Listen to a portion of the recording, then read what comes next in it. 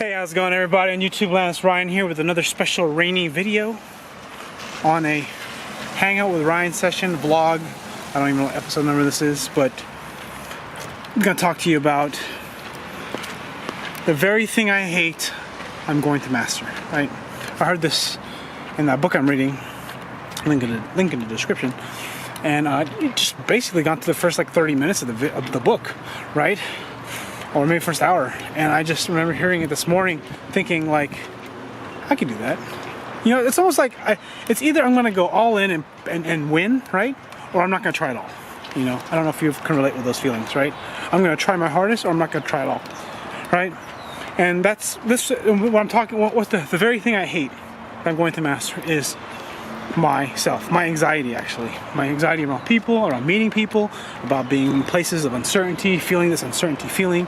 I'm gonna master it. I'm gonna go meet people, I'm gonna talk to people, I'm gonna be a personable person, I'm gonna be myself, but I'm gonna put myself in situations where I have to talk to people, where I have to meet new people, you know, where I have to engage, right? I'm gonna master it. And how am I gonna master it? I'm gonna look at courses, I'm just do whatever it takes. You know, this is kind of why goal setting, having a vision for your life, vision for your goals is so important, because once you decide what it is you want, it's just a matter, once you commit, like when you truly commit to something, the moment you make that commitment, the moment you choose and decide what it is that you want to accomplish, right? You already have it. It's already there, right? It's already, you made it in your head, you made this commitment in your head that you're going to accomplish this thing. And you know what? You just gotta wait now. Well, you gotta put in the work, of course, but you put the work in and you wait it out while you're working. It's just a matter of time until you get there, right? I've been writing about this concept, thinking about it a lot in my journal, and that's, or I actually mentioned it in another video, which is the result doesn't matter. It's the work that matters. And for me, that's what I'm talking about. I'm talking about like picking something and then going hard, right? Doing whatever it takes, right? To get there, of course, you know, in the way that is appropriate, legal, and fits the description of your life, right? Of course. Not trying to be doing anything shady here, but I'm just have to mention that because sometimes that's what I think. You know, when I hear shit like that, is do whatever it takes to succeed, do whatever it takes to win, do whatever it takes to get the girl, do whatever, you know, be a hero, right? Sounds so. It sounds, you know, it sounds like you'll do something bad for it, but like I when I hear it from somebody else, I tend to do it. You know, I tend to say that in my head. You know, of course you got to follow in the proper footsteps. So really, it's sort of a qualifier for the people that think like me, that think so negative about things, that can't seem to get their head out of the gutter about all the negative shit in their head. But the thing is like you pick something, you commit to it, and you just go achieve it, right? That's what you do, right? In my case, my goal about almost 2 years ago, I set a goal that I want to make a full-time living. I want to make a full living online. Actually, it was actually very specific. It was working 20 hours a week from any location in the world for $50,000 a year, right? That's what I want, because then I would have another 20 hours to do whatever I want, like build something else.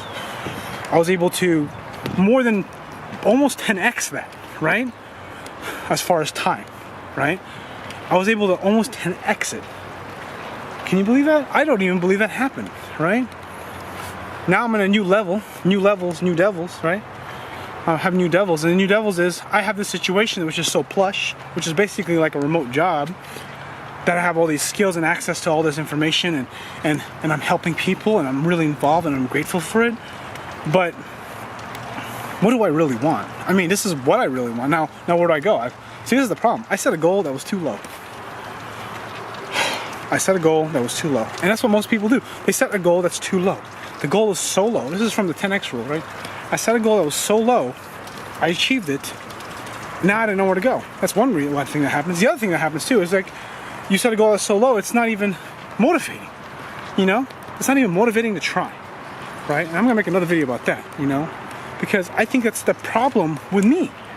And I don't know if that's the problem with you, is that we're just afraid to set goals. Right? Because we're afraid we're not gonna achieve the goals that we say we're going to do, and then we're going to feel bad. So we have to give ourselves realistic expectations and be realistic with our life, and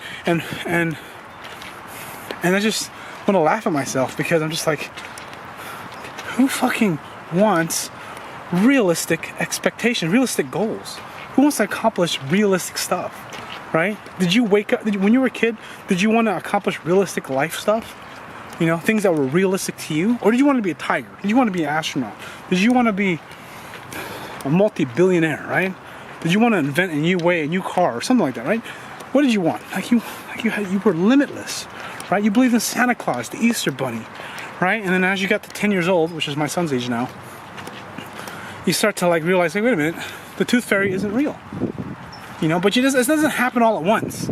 It's more like life seeps into your brain, right? It seeps into your brain, and it just goes, oh, everything you've been told is a lie. And it's not really a lie. It's just like no one's been telling the truth. And you know what? Life is not cupcakes, rainbow, sunshine, and Santa Claus, and Easter Bunny, and what the fuck is it? Tooth fairy. Like, my son still believes in the tooth fairy. He got money from the tooth fairy, right? And my wife was telling me, like, okay, I'm thinking of telling Ender about the tooth fairy, right? And this kind of makes me emotional. Makes me want to cry. I'm like, he'll figure it out. There's no reason to tell him, right?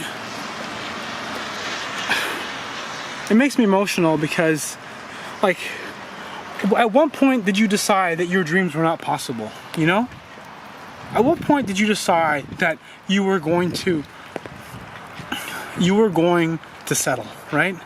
That you were just gonna live with whatever you had, right? Or you were gonna wait for another opportunity to come, or you were just gonna wait for things to happen instead of making things happen, right? When did you make that decision? Do you remember? The truth is, life is long enough to know that you have lots of decisions that you made over the years, and goals change over the years. But the direction doesn't, right? You know, a lot of us tend to be wandering aimlessly, right? This is kind of why I tend to be envious of people who believe in God, who are very strong with their religion. I'm not going to lie, because the truth is, they know where they're going. They believe in God, they're going to heaven, they're doing God's work, and, you know, I'm gradually believing in that. But see, the thing is that some people are so certain about it. Well, the thing is, because they are so certain, they are more successful, right? They're more certain about that thing, the thing that you can't prove, God, right? And I've sort of morphed the whole idea about God as in not necessarily Jesus Christ, but God is my goals. God is like everything around us. God is the miracle of life, right? I'm still trying to figure it out. I'm not going to try to explain it because this is not what I want to talk about, or I'm not even sure how to explain it. But the point is, where am I going with this? It's like, when did someone crush your dreams? Or how about this? When did you decide to blame someone for crushing your dreams? Right? When did you decide to blame someone for crushing your dreams? Fuck, I'm right about that. Because the truth about it is, when did you stop giving up? When did you stop believing in Santa? When did you stop believing in the tooth fairy? Right? Think about that. You know? It's almost like life just kind of happened slowly. And then you just woke up one day and you're like, oh, I have a job, working 40 hours a week, 50 hours a week, whatever hours a week. And I kind of like it, kind of don't. I don't know. Life is hard, whatever, right? And the thing that you really wanted to do, you get to do maybe. Maybe you don't, I don't know. I'm just saying, like, you're not doing what you want, right? And it's tough. And I'm bringing this up because, look, no one crushed your dreams. That's your choice. And that's so hard, like, to this high level of responsibility, right? This high level. You know, I'm going to write that. This is the problem when I write my emails. I want to do daily emails, but the problem is I want to make it long, or I want to say something smart. And you know what? It's not going to always be smart. So I'm just going to fucking send something today. You know what's going to be? It's going to be, when did you decide to give up on your dreams? When did you decide that? Do you remember the point when someone crushed your dreams? When the tooth fairy wasn't real, when Santa wasn't real, when what you were doing was just like a waste of time, right? When did someone hurt you, right? When did someone hurt you? And to be transparent here, one of the people that hurt me the most, though I've somehow, I don't know, put it in a box somewhere, is my dad, right? My dad killed my mom, murdered, point blank, right? And, I mean, I haven't seen him, you know. It happened when I was 15. I'm going to be 36 in February, so it's like 20 years almost. It'll be 20 years soon. Or it's been 20 years. And, I mean, he's hurt me, you know. Do I blame him? Not really. It's actually, what's funny is it's just like almost like I want to be the opposite of him, right? That's kind of like what's one of my drivers. Actually, when I had kids, I kind of just like, okay, I'm going to be everything he's not, right? So if anything, my past sort of lights me up, right? That's the truth. But then the thing is that we go through these ebbs and flows of, we go through these ebbs and flows of life, of what it means to essentially be, to be an adult, right? To let go of your dreams, to give up, right? And then you learn as you get older. I know some of you who watch my videos or maybe on my email list are older than me, right? Like, life gets more complicated, right? It does. It's not so simple anymore. It's not black and white, When you're young, you just think black and white. You get older, there's all this gray, right? And the problem is, this is the problem. It's the unreasonable people, the people with unrealistic goals that gotta really get to the place they want to get to. Hopefully along the way they don't destroy too much, because that's sort of what happens when you have big goals, kind of ruin part of your life. But the thing is, like, you don't really ruin your life. It's like a process. It's not like you ruin. I mean, you can theoretically, like my dad, for example, ruin his life in one day by killing my mom, right? But the problem, he's in jail, for life. So now, what's next, right?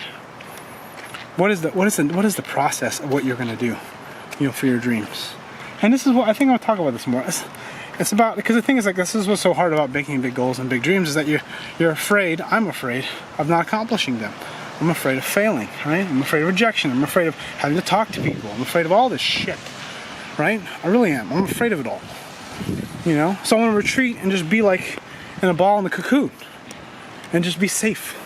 But then the problem is I'm sad there, right? And at first it's okay. I feel comfortable, but then I get sad, right? In lots of ways,